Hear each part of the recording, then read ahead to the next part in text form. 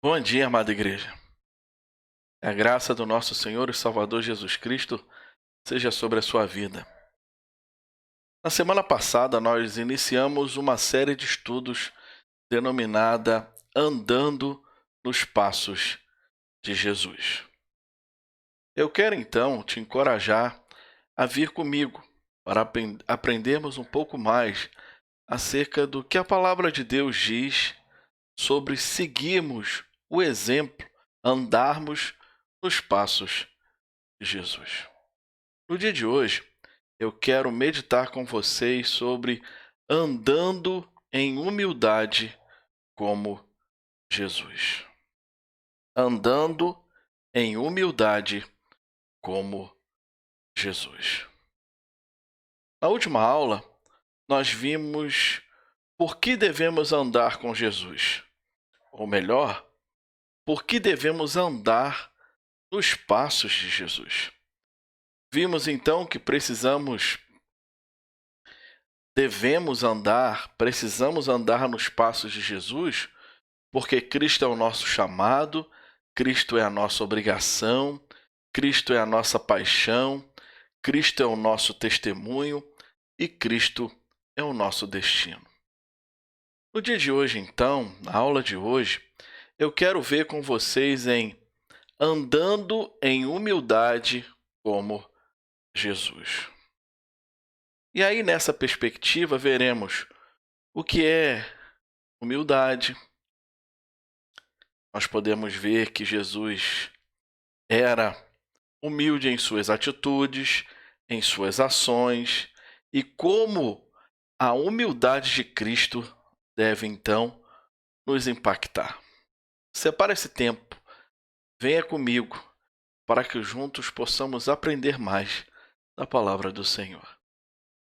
No final do estudo, nós oraremos e pediremos ao Senhor que aplique tudo aquilo que estudamos hoje ao nosso coração. Andando em humildade como Jesus. Mateus, capítulo de número 2, verso 1, vai nos falar de um acontecimento que é o nascimento de Jesus. E diz assim: Tendo Jesus nascido em Belém da Judéia, nos dias do rei Herodes, eis que vieram uns magos do Oriente a Jerusalém. O menino nasce em Belém da Judéia, nos dias do rei Herodes, e alguns magos vão até Jerusalém para tentar entender e identificar quem era aquele que havia nascido. Olhando para essa perspectiva, podemos imaginar que sinal deve ter sido. Um grupo de estrangeiros passava pelas ruas de Jerusalém, gentios do leste. Esta comitiva de estrangeiro, homens que observavam, sondavam e procuravam um rei. Esses magos estavam à procura de um rei. Eles perguntaram aos habitantes locais qual era o caminho para o palácio real. Que surpresa eles devem ter tido no final, que, ao chegarem no palácio do rei, apenas descobriram que nenhum bebê poderia ser encontrado ali. Imagine só, vão até um palácio, procuram um bebê real e o bebê não está ali. Pelo contrário, esses magos do leste foram ordenados então pelos conselheiros do rei Herodes para que procurassem no vilarejo próximo, denominado Belém.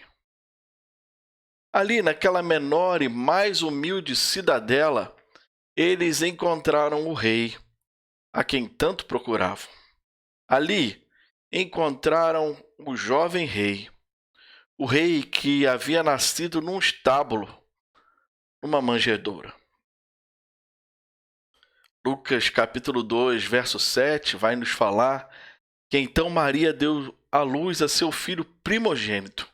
Enfaixou o menino e o deitou numa manjedoura, porque não havia lugar para eles na hospedaria. Imagine só o Rei dos Reis, Senhor dos Senhores, não encontrar lugar para nascer. Essa história do nascimento de Jesus e dos sábios é tão familiar que frequentemente perdemos uma significativa incompatibilidade. Nos esquecemos como era incomum o Rei dos Reis não nascesse no Palácio Real, mas em um estábulo designado para cavalos, jumentos e camelos. Olhando para esse cenário, uma pergunta pode vir à nossa mente. Por que o Rei dos Reis escolheria fazer sua entrada neste mundo de uma maneira tão humilde? Por quê? Por que o Rei dos Reis escolheria fazer, então, a sua entrada neste mundo de forma tão humilde? Os magos procuravam o rei. Herodes se opunha ao rei. E os sacerdotes judeus ignoravam o rei. Olha que situação complicada. O rei se opunha, os magos procuravam, e aqueles que deveriam ansiar por esse rei o estavam ignorando.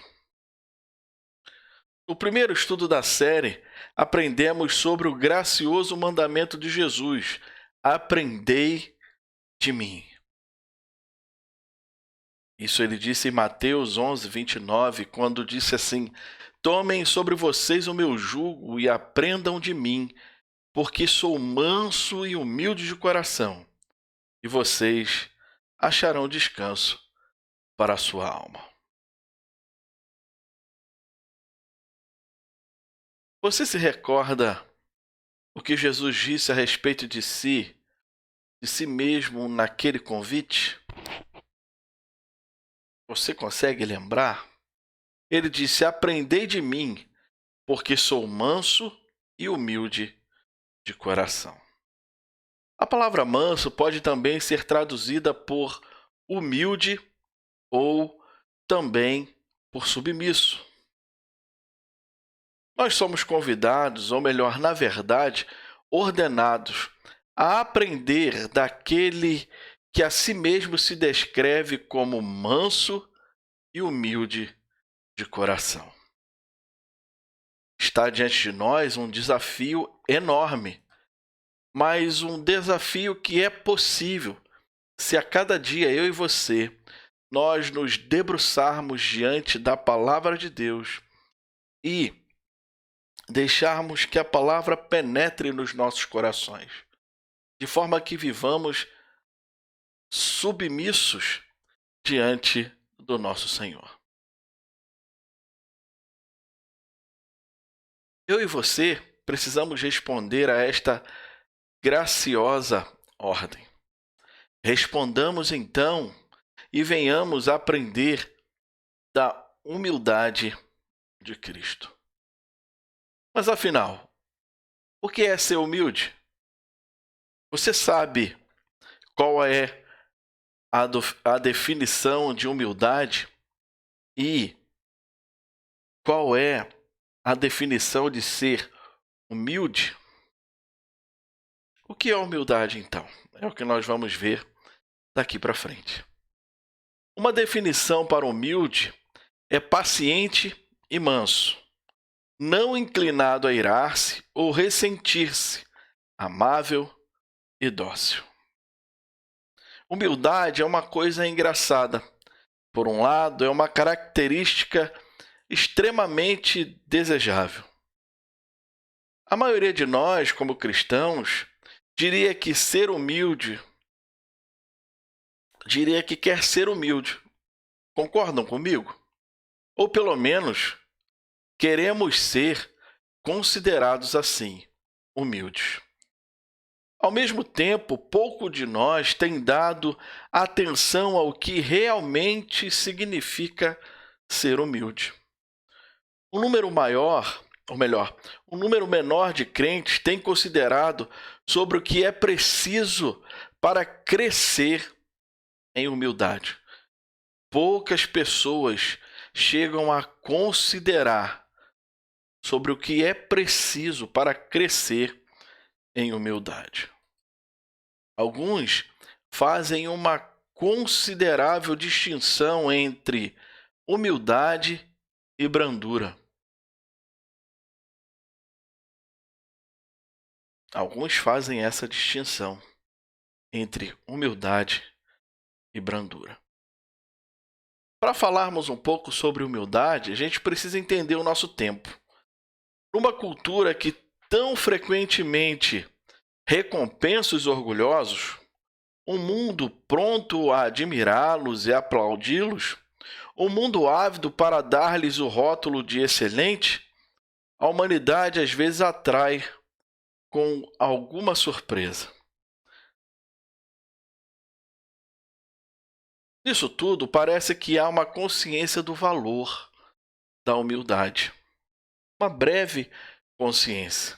Reconhecimento de que a humildade funciona, de que ela é eficaz em outorgar respeito e confiança por parte de outras pessoas àqueles que a possuem. É espantoso, sim, mas às vezes a humildade atrai a atenção do mundo. Entretanto, existe uma coisa ainda mais surpreendente. A humildade atrai a atenção de Deus.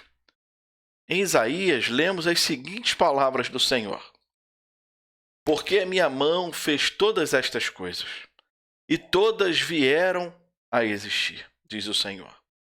Mas eis, para quem olharei? Para o aflito e abatido de espírito, e que treme diante da minha palavra. É para esse tipo de indivíduo, de pessoa, que o Senhor inclinará os seus olhos. Essa profunda passagem nos direciona a uma motivação e a um propósito totalmente diferente daquele que a humanidade nos dias de hoje prega, proclama. Isaías, então, nos diz que o propósito que Deus estabelece é totalmente diferente do propósito que a humanidade tem nos seus corações. Uma motivação e um propósito que jamais encontraremos nas páginas de um manual de negócios. Nessa passagem de Isaías, encontramos a motivação e o propósito alicerçados no impressionante fato de que a humildade atrai o olhar do nosso soberano Deus. Se entendemos as circunstâncias em que esta passagem foi escrita, encontraremos um significado ainda mais rico.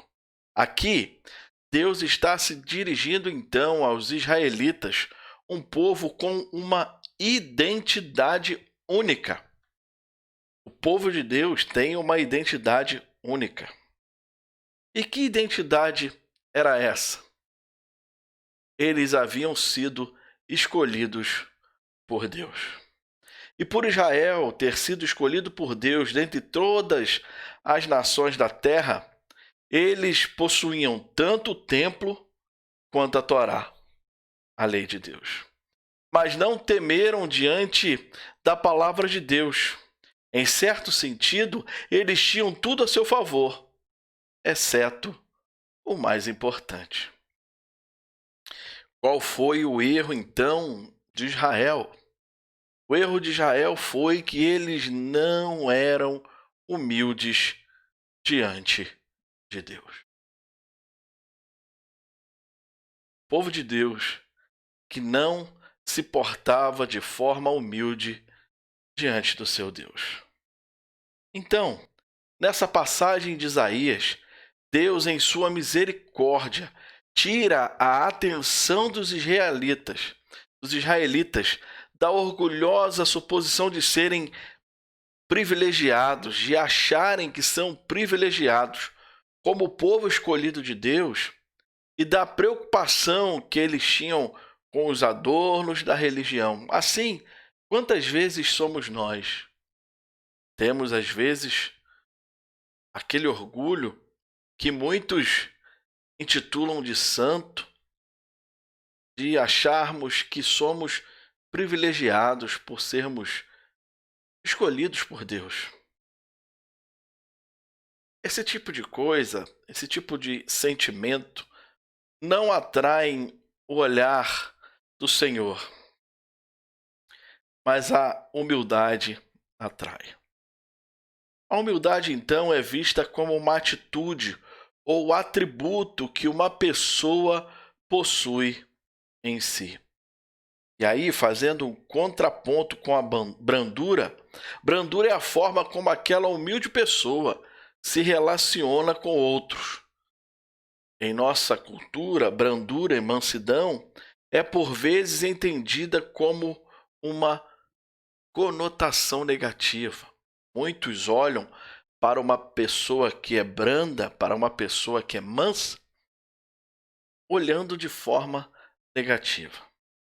Alguns, então, chegam a afirmar que uma pessoa mansa, ela é fraca ou, em muitas situações, impotente. Esta distorção, então, do conceito certamente não se ajusta ao nosso Senhor Jesus Cristo. A distorção desse entendimento não se aplica à vida do nosso Senhor Jesus Cristo. Ele caracterizou-se como sendo manso, ainda que certamente não fosse fraco e nem impotente. De fato, Jesus reconheceu que era maior que Abraão. Ele, diante disso, demonstra seu senhorio sobre a doença, os demônios, a morte e até sobre o pecado. As suas declarações dizem claramente sobre isso. Diante de tudo aquilo que o mundo tenta pregar e aplicar para nós nesse tempo, não devemos então permitir que as distorções determinem nosso entendimento do conceito bíblico de humildade. A Bíblia, ela fala muito bem o que é ser humilde. Ela aponta, ela mostra. Na Bíblia, mansidão é o comportamento de uma pessoa que aceita o lugar que Deus lhe tem apontado. Mansidão é um comportamento de uma pessoa que aceita o lugar que Deus tem lhe apontado. Uma pessoa mansa, então, ela abraça o papel que Deus lhe ordenou. Que desafio, né? É um desafio enorme para nós. De fato, abraçar o papel pelo qual o Senhor nos ordenou. Por fim, nós podemos aprender também o significado de mansidão através dos dicionários ou de conceitos populares. Mas por observarmos aquele que em si mesmo é a referência de mansidão. Jesus, então, ele é o epítome, ou seja, o padrão definido, a própria encarnação da humildade. Por isso que nós devemos ir até Jesus e andar como ele andou e aprender das suas palavras. Jesus era humilde em suas atitudes. Olha o que Paulo vai dizer aos Filipenses, capítulo 2, versos 5 e 6. Tenham entre vocês o mesmo modo de pensar, de Cristo Jesus, que mesmo existindo na forma de Deus, não considerou o ser igual a Deus algo que deveria ser retido a qualquer custo. Paulo nos chama a atenção que nós devemos ter esse mesmo sentimento. É importante lembrarmos que Jesus Cristo já existia como Deus desde toda a eternidade passada. Ele é. Ele experimentou todas as indescritíveis glórias do céu, mas decidiu se encarnar. Decidiu viver como homem. Decidiu se humilhar, se tornar humilde, para que obedecesse acima de tudo o Pai e nos desse o princípio da humildade, e assim pudéssemos segui-lo. João capítulo 17, verso 5 diz: E agora, ó Pai, glorifica-me contigo mesmo, com a glória que eu tive junto de ti, antes que houvesse mundo. Ainda assim, enquanto andou por esta terra, não reivindicou este papel, nem exigiu esta glória. Ele nunca usou sua divindade como pretexto de autopromoção ou de autoproteção. Jesus escolheu amar a nós, seu povo, assim como escolher não agarrar-se aos privilégios que eram seus por direito. Ele se dispôs a renunciar a seus direitos a fim de servir a outros. Jesus não usurpou autoridade, ao contrário, ele se humilhou voluntariamente e escolheu em todas as coisas tornar-se semelhante a seus irmãos. O autor aos Hebreus vai falar sobre isso no capítulo 2, verso 17. Por isso mesmo era necessário que em todas estas coisas ele se tornasse semelhante aos irmãos, para ser misericordioso e fiel, sumo sacerdote nas coisas referentes a Deus e para fazer propiciação pelos pecados do povo. Jesus também era humilde em suas ações.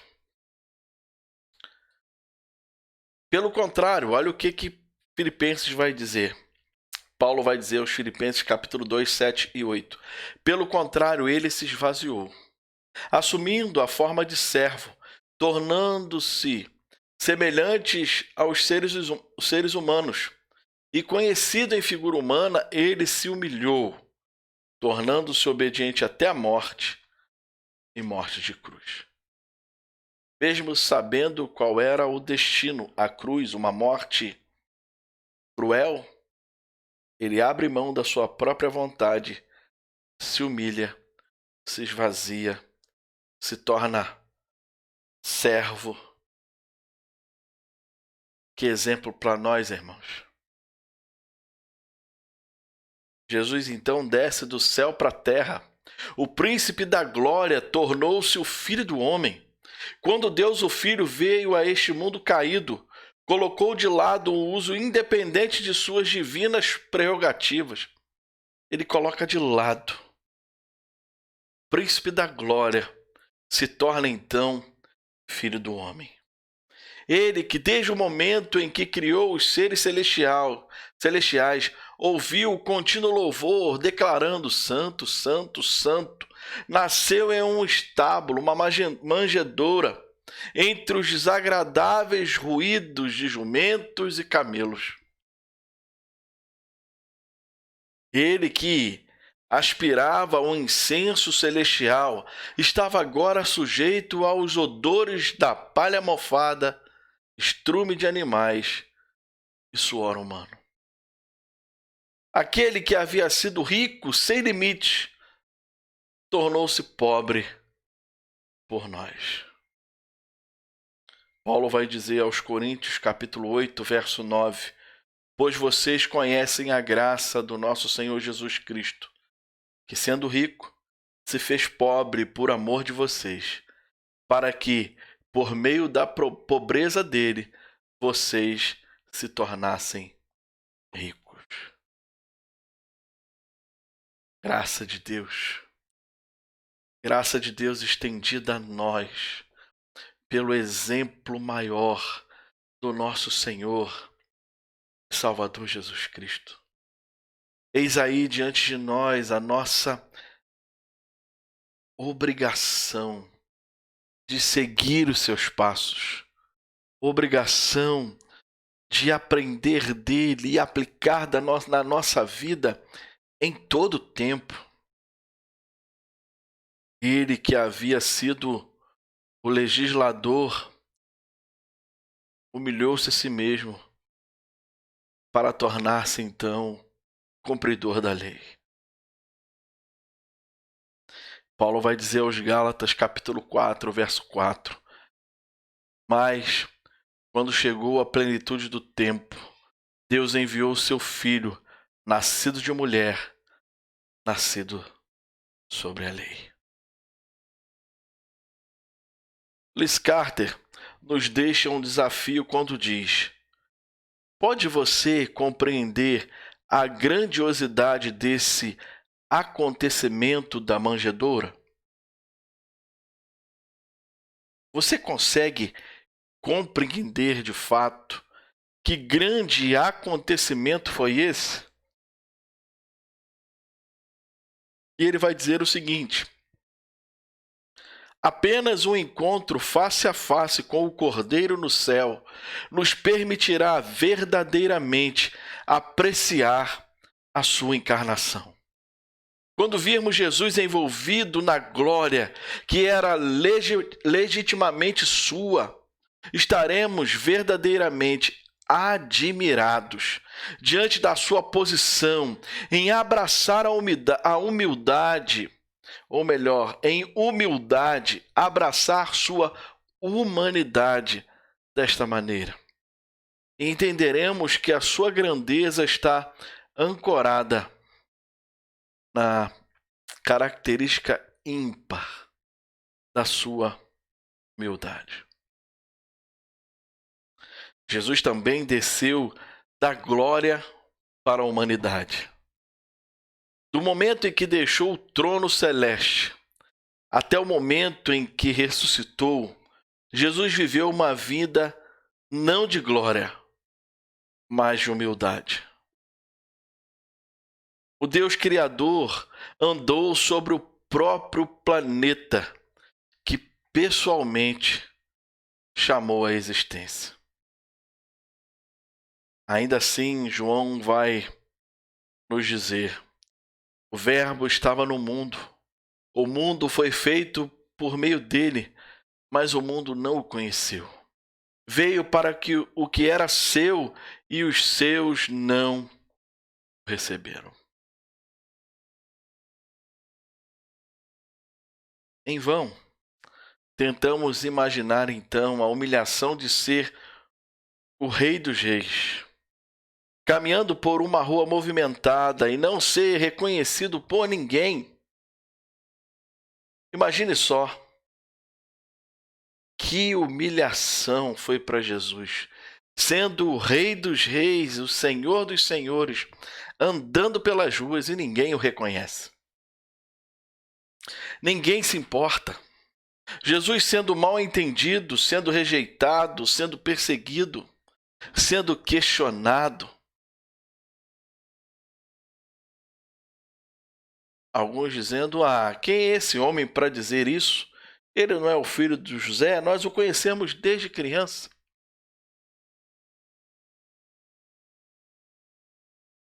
Mesmo sendo Senhor, Deus sobre todas as coisas, Rei dos Reis, ele se humilha e caminha na terra. Ele é mal entendido, mal compreendido, perseguido, rejeitado, tudo isso em humilhação e submissão àquilo que o Pai o havia determinado. Jesus desceu de mestre a servo. O Rei dos Reis tornou-se servo dos pecadores.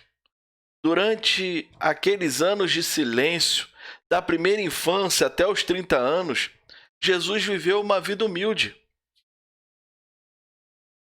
Durante sua infância, submeteu-se a seus pais terrenos, mesmo sendo senhor deles.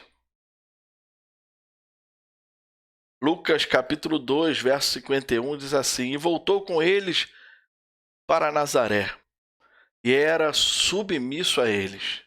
E a mãe dele guardava todas estas coisas no coração. Ele se humilhou. Ele humilhou-se a viver num lar com pais pecadores e meio-irmãos.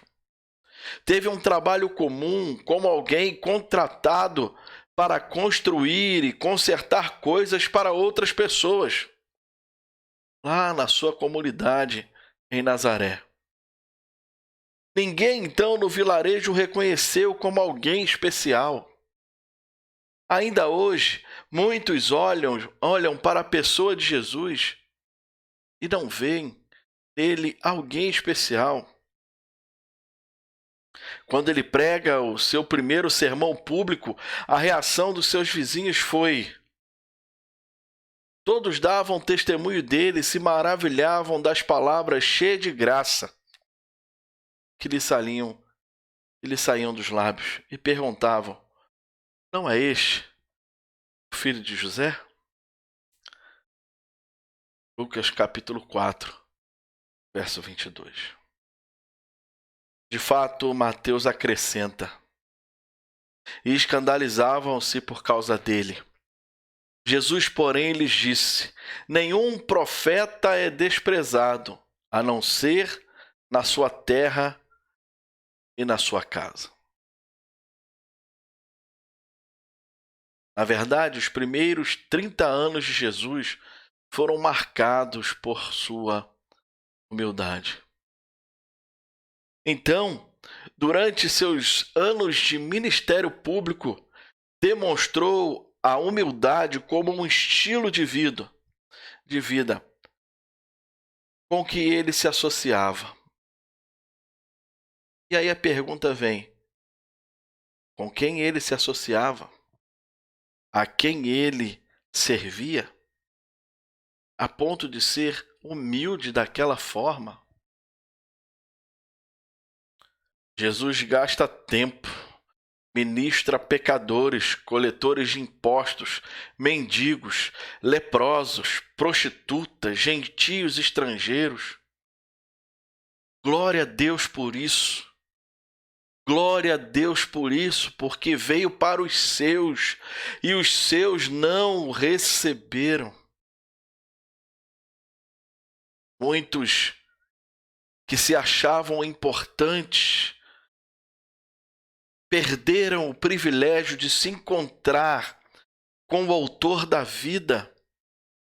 Mas Jesus então gasta tempo e vai ministrar sobre pecadores, coletores de impostos, leprosos, mendigos, prostitutas, gentios. Quão diferente era o humilde Jesus dos orgulhosos e pomposos fariseus. Os fariseus que se distanciavam desses marginalizados pela sociedade judaica.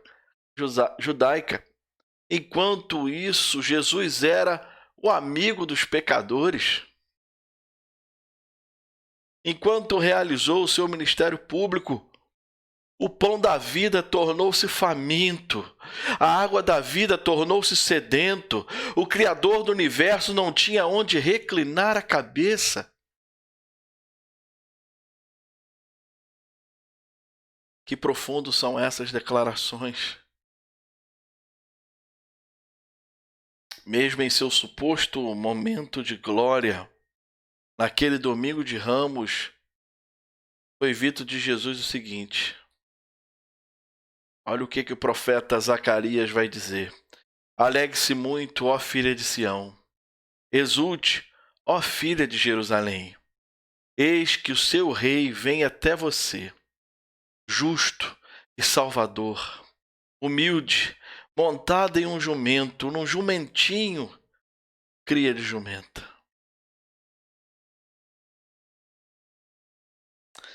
Na verdade, é tido deste humilde Jesus. Mateus vai falar, tal como o Filho do Homem, que não veio para ser servido, mas para servir e dar a sua vida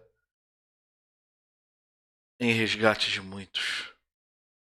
Um exemplo de humildade, de submissão a Deus, de servidão a Deus e aos seus propósitos, para que, servindo, pudesse resgatar muitos. Jesus também desce da vida para a morte. Como ato final de humildade, o Filho de Deus desceu da vida para a morte. Aquele que era indicado como o autor da vida, sua identificação era o autor da vida, voluntariamente se submete à morte nas mãos dos ímpios. Voluntariamente ele se submete. Aquele que tinha vida em si mesmo, voluntariamente abriu mão da sua própria vida para morrer por indignos pecadores. Aquele que tinha a vida em si abriu mão da sua própria vida para morrer por nós. Ele se dispôs a morrer de forma dolorosa, de forma vergonhosa. Filipenses capítulo 2, verso 8 diz: e se humilhou, tornando-se obediente até a morte, e morte de cruz. Diante de tudo isso que vimos e ouvimos até agora, como a humildade de Cristo deve nos impactar. Como, ao olharmos para o exemplo do bom pastor, ao olharmos para o exemplo do nosso Senhor, como isso deve nos impactar. De acordo com Filipenses 2,5, nossa atitude deve ser a mesma de Jesus Cristo. Nossos relacionamentos estão marcados por atitudes que refletem a humildade das atitudes de Jesus? Precisamos pensar, precisamos analisar.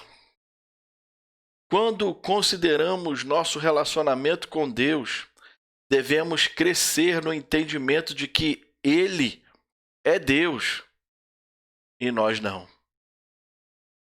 Ele é Deus e nós somos servos. Temos segurança em nossos relacionamentos com Deus através de Jesus Cristo. Eu tenho convicção, segurança do meu relacionamento com Deus através de Jesus. Você tem convicção, segurança do seu relacionamento com Deus através de Jesus? Como está o seu relacionamento com Deus? Não há relacionamento com Deus sem passar primeiramente por Cristo Jesus.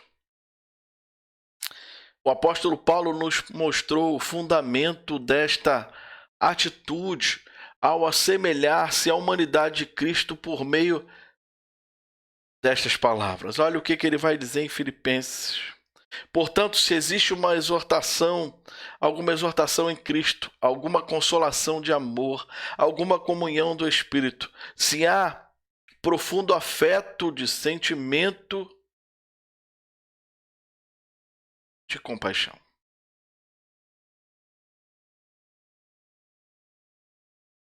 Se entendermos que o nosso relacionamento com Deus Pai está fundamentado, e aí eu gostaria que você observasse nessas palavras que estão numa cor diferente, relacionamento fundamentado e merecida, entendimento, produzir comportamento humilde.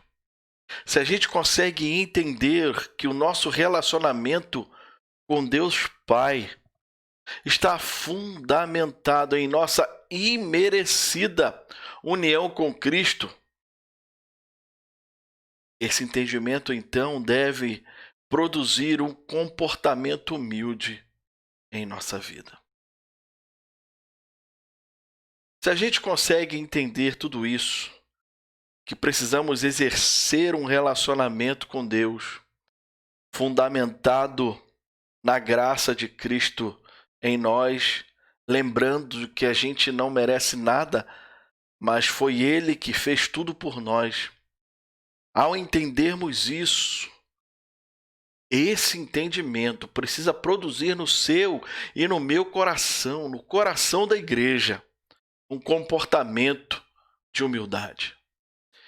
Se a gente entende, então, esse princípio, esse ensinamento, não há lugar para orgulho quando reconhecemos que nosso relacionamento com Deus está inteiramente fundamentado na graça. Quando a gente entende isso, quando a gente reconhece que a nossa relação com Deus está diretamente, inteiramente, intrinsecamente fundamentado, ligado com a graça de Deus, não há lugar no nosso coração para orgulho. Do mesmo modo, nossos relacionamentos com as outras pessoas também devem ser marcados pela humildade de Cristo. Como tem sido o seu relacionamento com as outras pessoas? Qual o sentimento que tem nutrido, enchido o seu coração quando você se relaciona com as outras pessoas? O seu coração tem se enchido de humildade, de servidão, seguindo o exemplo de Cristo? Ou de altivez? Ou de superioridade, como aqueles fariseus agiam? Temos nós vivido em humildade, considerando cada um os outros superiores a si mesmo? É assim que a Bíblia nos chama a viver. São esses passos que nós devemos seguir. No dia de hoje, o Senhor nos chama a andar em humildade como Ele andou. Nada façam por interesse pessoal ou vaidade, mas por humildade, cada um considerando os outros superiores a si mesmo. Filipenses capítulo 2, verso 2.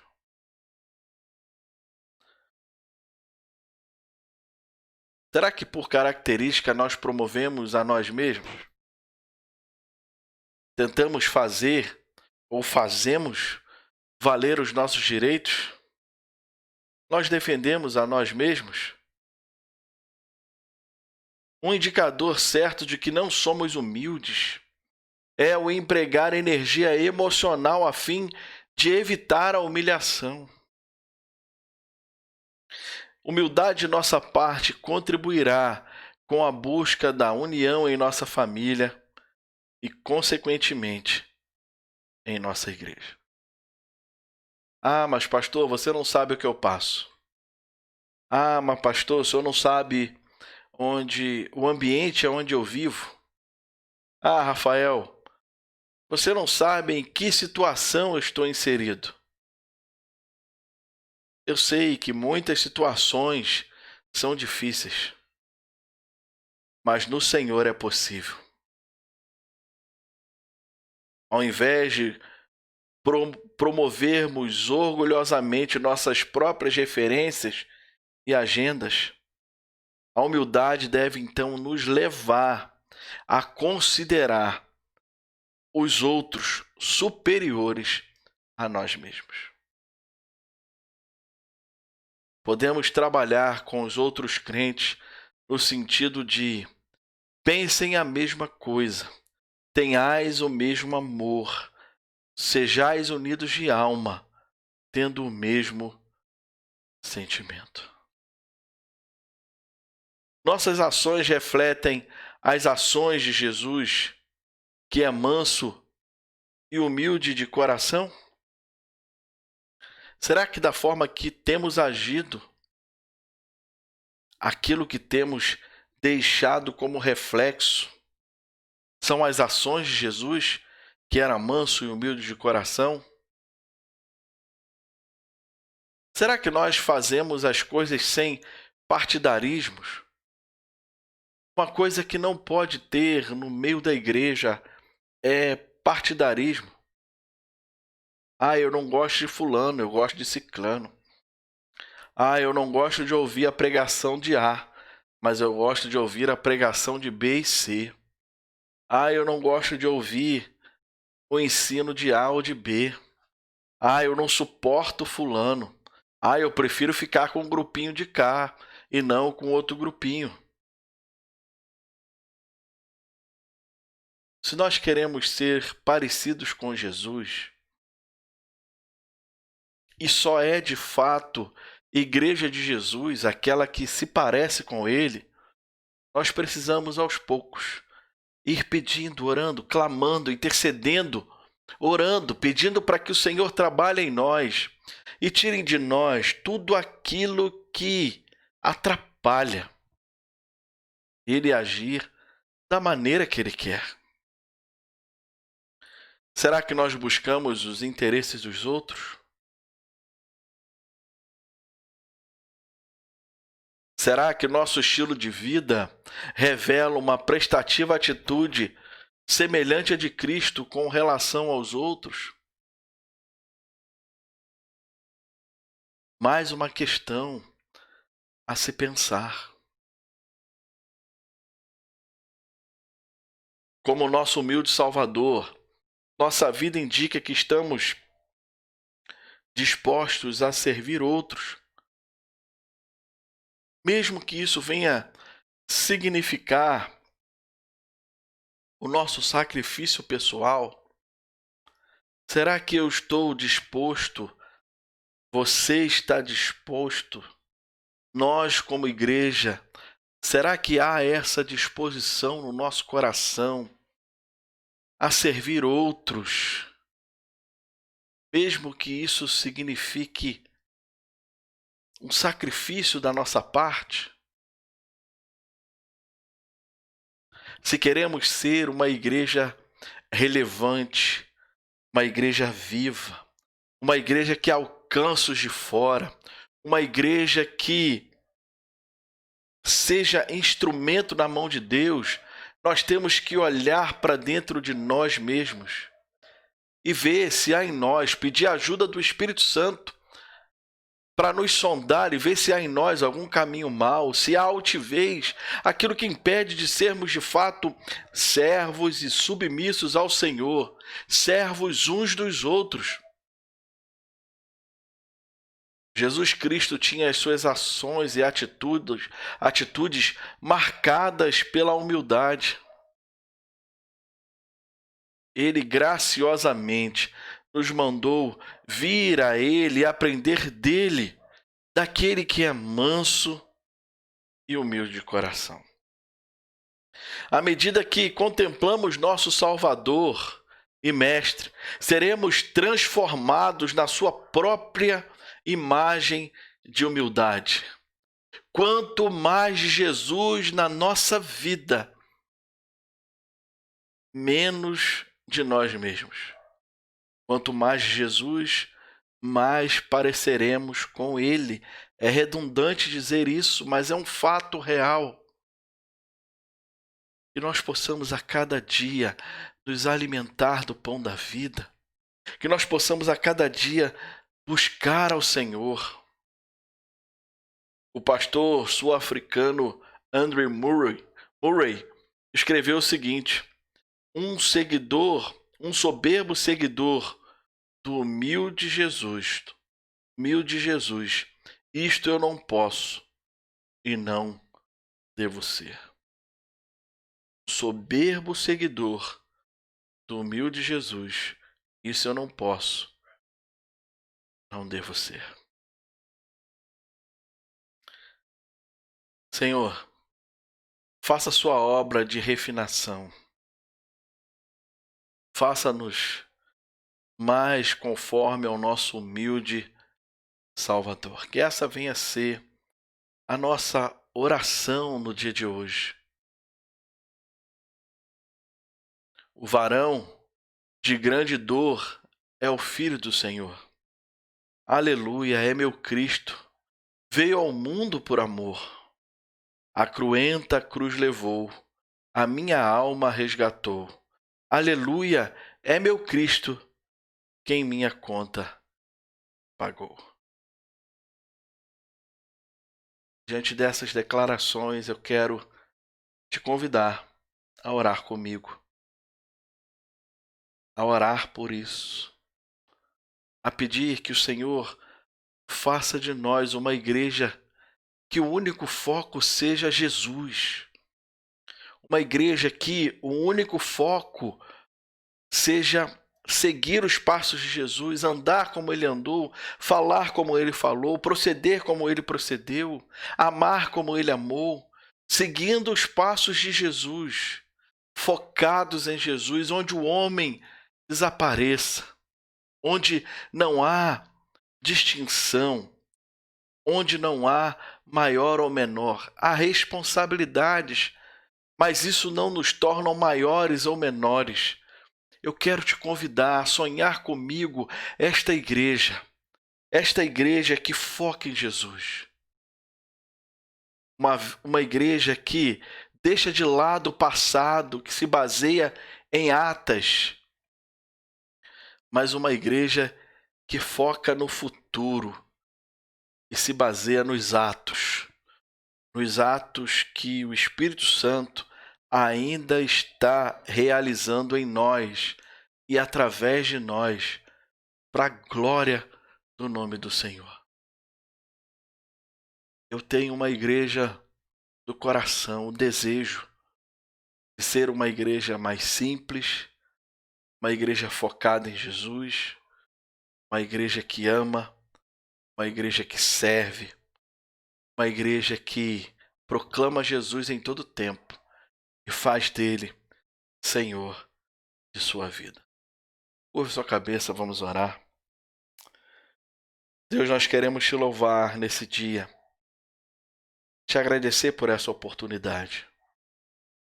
Diante de nós, Senhor Deus, está esse desafio enorme de seguirmos os passos de Jesus, de andarmos como Jesus andou e ir até Ele e aprender dele, que é manso e humilde de coração.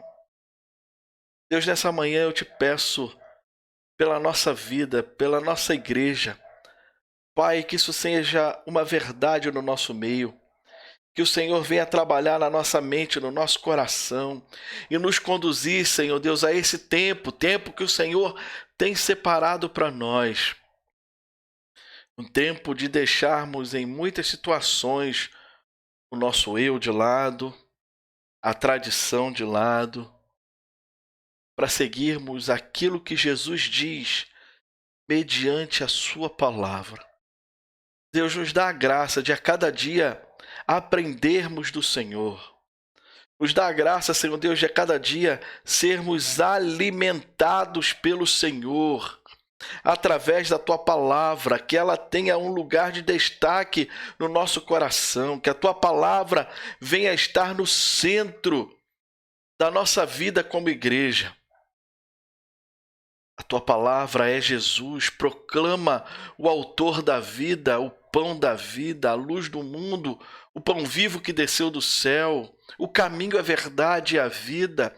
Senhor, que nós possamos ser a cada dia uma igreja que foca em Jesus, que o nosso foco de vida, o nosso objetivo, Senhor, seja seguir os passos de Jesus, andar como ele andou, obedecer ao Pai como ele obedeceu, cumprir o chamado que ele nos proporciona como exemplo dele ter cumprido o chamado que o Pai lhe deu, que nós possamos ser assim. Trabalha na minha vida, trabalha na vida dos meus irmãos, trabalha na igreja em Jacuí, nos faz, Senhor Deus, uma igreja obediente ao Senhor, uma igreja que ouve a tua voz e te segue. Obrigado a Deus por mais esta manhã. Essa é a nossa oração, no nome de Jesus. Amém. Como eu sempre tenho dito, a igreja não é um lugar para frequentar, mas uma família para pertencer. A igreja não é o ponto de chegada, mas sim o ponto de partida. Tenha um ótimo dia na presença do Senhor. Que Ele continue a falar ao seu coração e que você viva de forma humilde, seguindo os passos de Jesus para a glória dele em seu nome. Assim, eu me despeço de você. Forte abraço e fique em paz.